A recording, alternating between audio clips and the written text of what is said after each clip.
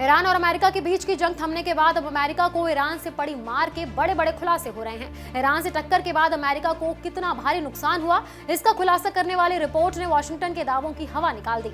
और अब सवाल उठ रहा है कि क्या सुपर पावर अमेरिका इस काबिल है कि वो दोबारा इस जंग में ईरान के खिलाफ खड़ा हो सके।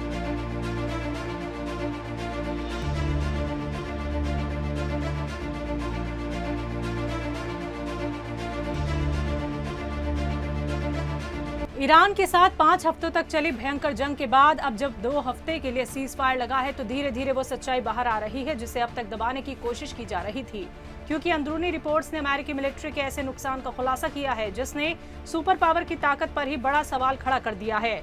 द वॉर जोन के आंकड़ों के मुताबिक इस जंग के दौरान अमेरिकी फौज ने 13,000 से ज्यादा सोटीज उड़ाई, लेकिन इन मशीनों की कीमत इतनी भारी पड़ी कि 39 जंगी विमान पूरी तरह तबाह हो गए और कम से कम 10 और बुरी तरह तबाह हुए। यानी हर दिन आसमान में ताकत दिखाने निकली फौज खुद भारी चोट खाकर लौटी। सबसे बड़ा झटका यह है कि इस नुकसान का बड़ा हिस्सा हाईटेक ड्रोन सिस्टम का रहा, जहां 60% से ज्यादा नुकसान सिर्फ अनमैनेड सिस्टम्स का हुआ। और CBS की रिपोर्ट के मुताबिक अकेले 24 MQ-9 रीपर ड्रोन मार गिराए गए, वो ड्रोन जिन पर अमेरिका अपनी मॉडर्न वॉरफेयर की रीढ़ टिकाए बैठा था।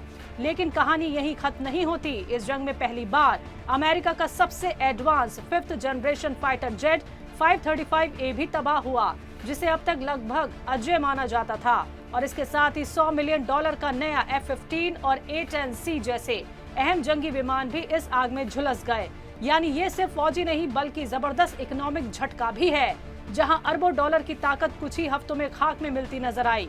और सबसे चौंकाने वाली बात, कुल नुकसान का करीब 20% हिस्सा ऐसा है जो फ्रेंडली फायर या खुद अपने हाथों से तबाह किए गए विमानों का है, ताकि वो दुश्मन के हाथ न लग जाए।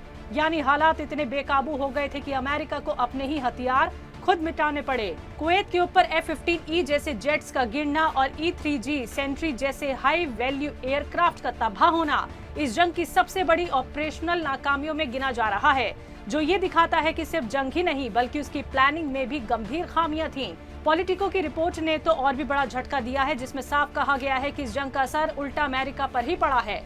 इसने उसकी डिफेंस सिस्टम की कमजोरियां, संसाधनों की कमी और लगातार जंग लड़ने की उसकी असली क्षमता को दुनिया के सामने खोल कर रख दिया है। इतना ही नहीं, ईरान के हमलों को रोकने के लिए अमेरिका ने इतनी बड़ी तादाद में अपने इंटरसेप्टर मिसाइलें खर्च कर दी हैं कि अब उसके पास लंबी जंग जारी रखने की ताकत भी कम होती दिख रही है। सीधे अल्फाज में कहे तो जिस जंग को अमेरिका फैसलाकुन जीत बताने की कोशिश कर रहा था, उसी जंग ने उसकी मिलिट्री ताकत की असली हालत दुनिया के सामने ला दी है।